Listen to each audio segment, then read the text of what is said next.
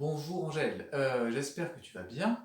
Merci tout d'abord de m'avoir envoyé cette vidéo qui m'a permis d'apprécier les progrès que tu as pu faire. Alors bravo parce que tu as vraiment mené le travail qu'on avait commencé, mais entre deux conseils pour le projet euh, sur ce Hayden, et puis que tu as vraiment bien poursuivi hein, jusqu'à la fin, donc j'apprécie cette autonomie dont tu as fait preuve. Alors, du coup, moi je vais revenir un petit peu sur l'ensemble euh, de ce que tu m'as fait parvenir. Alors, il y aura comment dire, pas un compte rendu, mais des conseils et des objectifs que j'ai donc écrits, que je vais te scanner. Et puis d'un autre côté, il y a cette vidéo qui va un petit peu étayer ce que je te raconte par écrit. Voilà, pour t'aider à déjà à te repérer, parce que c'est pas toujours évident. Ça me permet d'être aussi plus concis par écrit, puis de pouvoir expliquer un petit peu ce que je demande.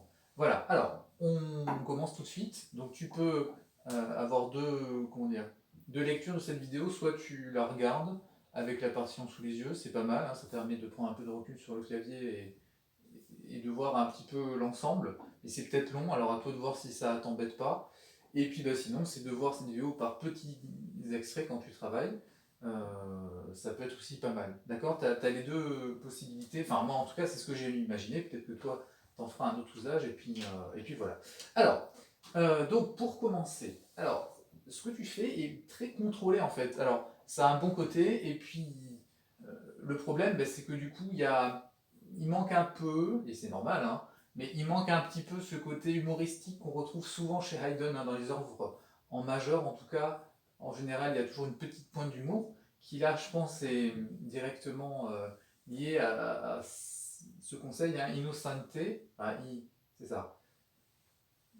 Ce côté un peu innocent, piano, léger, tu le sens, mais je pense que tu peux aller un petit peu plus loin, notamment en ayant peut-être un peu plus piano et puis un peu plus rapide. Donc ça, c'est le premier conseil que je t'ai donné. Donc en général, n'hésite pas à lancer les phrases dans un tempo plus allant.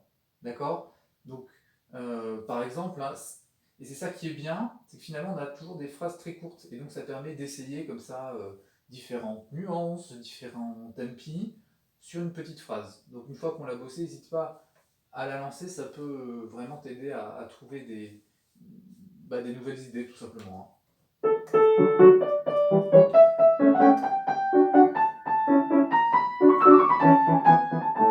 D'accord, tu vois. Voilà, c'est peut-être un peu vite, ou peut-être pas. Enfin voilà, tout dépend comment tu te sens, ça dépend de ton humeur. Mais en tout cas, voilà, toujours cette petite pointe d'humour. Et puis, ce côté léger, ça c'est le deuxième conseil que je te donne, un peu plus d'appui sur les premiers temps. D'accord. Et très souvent, sur les premiers temps, il n'y a pas de main gauche en fait. Donc ça demande vraiment à la main droite d'être bien présente.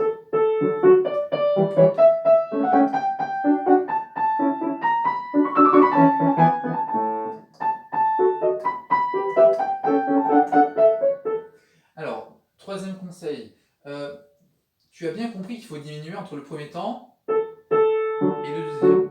D'accord. Alors, garde cette sensation sur la deuxième phrase.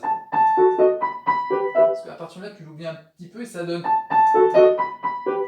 Tu as quelque chose de trop égal, voire même des deuxièmes temps un petit peu accentués, bien que tu ne le veuilles pas. Donc, garde sur ce motif. Ta la, pa la. Toujours le deuxième temps plus léger. C'est pour ça qu'un bon appui sur le premier temps aide beaucoup à aller dans le bon sens. Voilà, alors, si tu as des nuances qui te viennent aussi, par exemple, je sens que tu résistes un petit peu à faire un crescendo sur la première phrase, parce que c'est pas écrit peut-être, voilà, n'hésite pas quand même à monter puis descendre sur la fin de la phrase, d'accord. Les nuances que met Haydn, c'est des balises en fait. Ça nous aide à gérer ce qu'on fait, et puis après, évidemment, on peut aussi en faire entre les nuances, hein, sans non plus faire des contresens, mais ce qui n'est pas du tout ton cas. Voilà, donc n'hésite pas à aller un petit peu plus loin. Alors, pour la première partie, c'est bon. Alors maintenant, on arrive au Ré mineur. Un autre caractère, hein, ça tu l'as bien senti aussi. Et bien entre la première et la deuxième partie, on a un point d'orgue, enfin un point d'arrêt plutôt, hein, qui est placé sur la double barre. Donc quand tu termines, il faut respirer. Hein.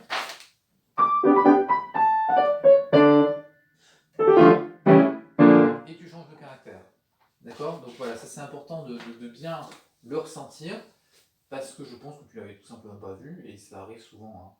Hein. Bien, alors ensuite, oui, ne perds pas le tempo sur le Ré mineur, parce qu'on change de nuance et ça te fait ralentir sur le piano.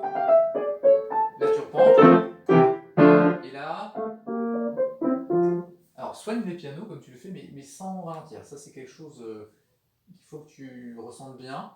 Mais il y a aussi évidemment la connaissance que tu as de la pièce qui joue indirectement. Donc voilà. Alors tous les conseils que je te donne, euh, si c'était dans un cours, je ne pourrais pas tout te dire, hein, parce que évidemment j'ai bien épluché l'enregistrement, je prends du temps pour tout expliquer. Dans un cours, ça passe vite, hein, donc ce que je te demande là, c'est pas forcément à tout faire en une semaine. Hein, c'est à ton rythme évidemment. Moi, je donne tous les conseils que je peux, mais après, pas de pression. Hein, c'est juste des conseils pour aller plus loin et à mettre au fur et à mesure. Hein. Il n'y a pas d'un coup comme ça tout qui doit être prêt en une semaine parce que c'est pas possible.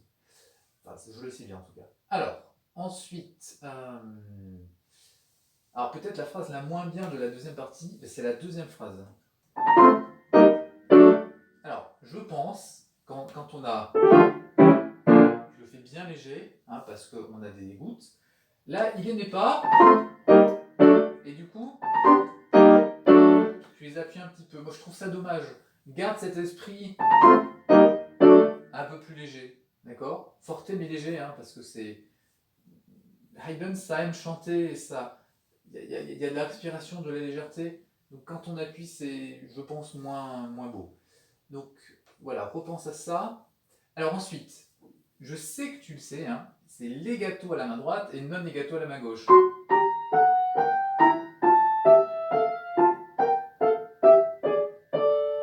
Je le sais parce que la deuxième fois, quand tu fais la reprise, la deuxième fois, donc, c'est bien. La première fois, c'est pas le cas. On a un peu tout non legato. Et puis même la deuxième fois, c'est pas assez détaillé. Il faut que tu ailles plus loin, que tu articules plus la main gauche. Hein, donc voilà, va un petit peu plus loin dans le travail. Alors, quand tu arrives là, à la mesure 34, la, sol, fa, mi, ré, ré, do. La main gauche, elle est noire, donc c'est pas lâché comme ça, c'est tenu jusqu'au do dièse, la main gauche aussi. Alors ensuite, ça pense le non legato. Non legato. Et idéalement, ce qu'il faut faire, c'est un soutien, voire un léger crescendo à la main gauche, et plutôt un décrescendo à la main droite. D'accord? Qu'on ait vraiment une bonne conduite jusqu'à la fin de la phrase. D'accord? Donc peut-être à retravailler séparément, puis après remettre les deux lentement pour arriver à gérer ce passage qui n'est pas facile. Alors ensuite, alors la grosse erreur, hein, on va dire, t'as pas regardé, c'est da capo. Ça veut dire au début, da capo au début, jusqu'au signe du point d'arrêt. Donc là, tu repars au début, tu n'enchaînes pas sur la suite, hein, surtout pas. On repart donc sur le ré majeur, et on va jusqu'à la fin de la première partie sans reprise cette fois. D'accord? Ne l'oublie pas, hein, parce que du coup c'est très bizarre, enfin en tout cas pour moi, de passer de cette partie à celle-là. Normalement, on réexpose encore la première phrase avant de passer sur la suite. D'accord? En sol majeur. Donc la prochaine fois, je veux un...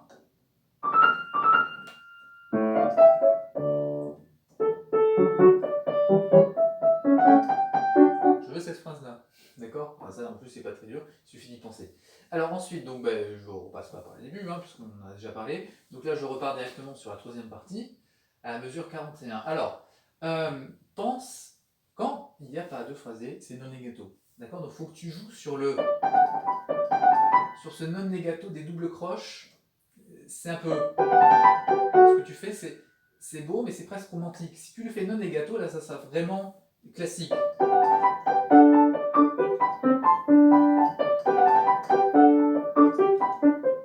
Et puis ça va nous préparer à ce passage-là, qui manque encore un petit peu d'articulation.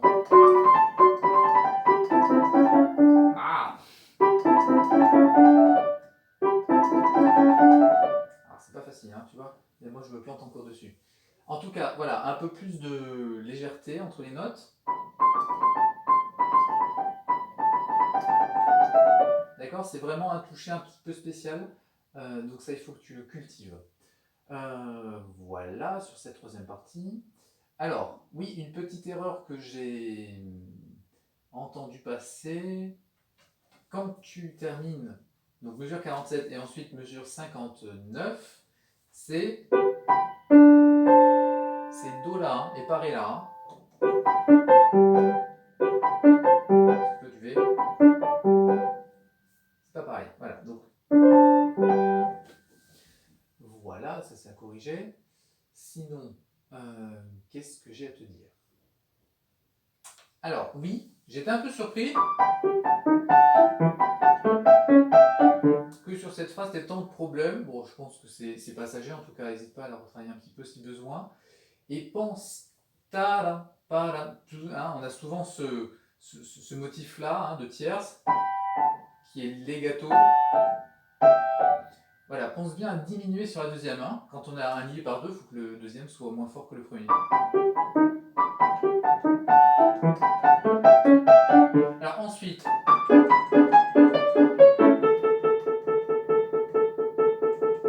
pas mollasson, on est là. Comme quand tu fais. D'accord, aussi léger. Donc là, tu calmes, c'est très bien. Et là, repars piano. Innocentamente, hein, comme au début. Voilà, donc même esprit. Ensuite, voilà, et réserve donc le forté pour la deuxième exposition avec la basse d'Alberti. Hein. Là, d'un coup, il faut que ça s'agite un petit peu. Hein. Tu vois, on a la même chose, soit avec un accompagnement très pondéré, soit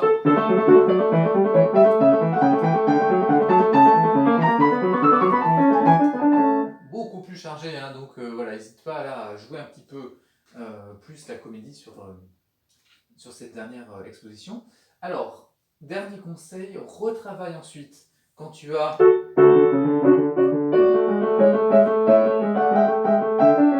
cette phrase donc en double note, la main gauche, les deuxièmes temps,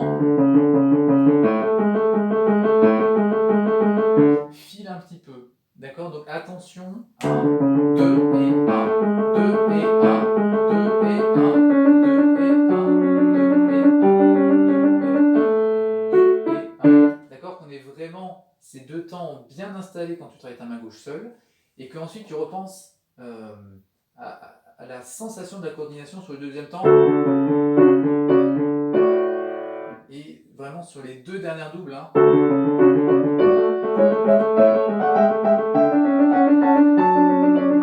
C'est ça vraiment qui va te permettre d'arriver à passer cette difficulté parce que c'est vraiment, vraiment pas évident en étant le plus tranquille possible. D'accord? Voilà, donc repense-y bien. Et puis, enfin, repense-y bien, retravaille le mineur plutôt. Et donc, ben, ça devrait t'aider, je pense, à bien avancer dans cette période de confinement. Voilà, ben, je crois que je n'ai rien oublié, en tout cas dans l'essentiel. Donc, ben, bon courage et à bientôt.